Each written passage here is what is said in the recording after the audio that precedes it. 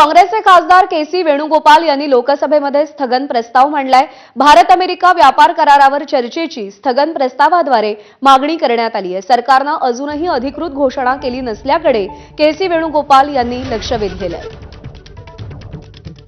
KC. Venugopal यांनी लोकसभेत स्थगन प्रस्ताव मांडलेला आहे आणि भारत अमेरिका व्यापार करारावर चर्चेची मागणी केली आहे। सोमेश कोलगे आपले प्रतिनिधी आपल्याला अधिक अपडेट देतील।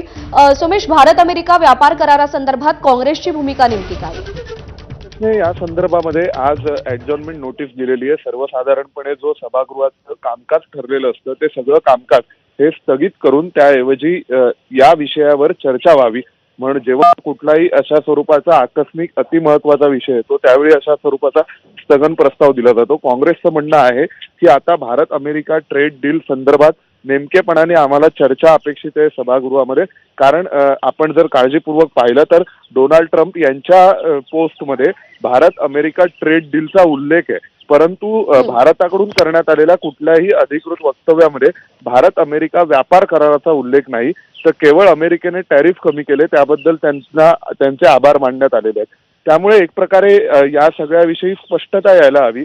कृषी उत्पादनं जी मोठ्या प्रमाणावरती भारतामध्ये असतात आणि अमेरिकेकडून जर ती आयात करण्यात आली तर त्याचा दुष्परिणाम शेतकऱ्यांवर होऊ शकतो, ही भीती कायम प्रत्येकच व्यापार कराराच्या वेळी दर्शवली जाते।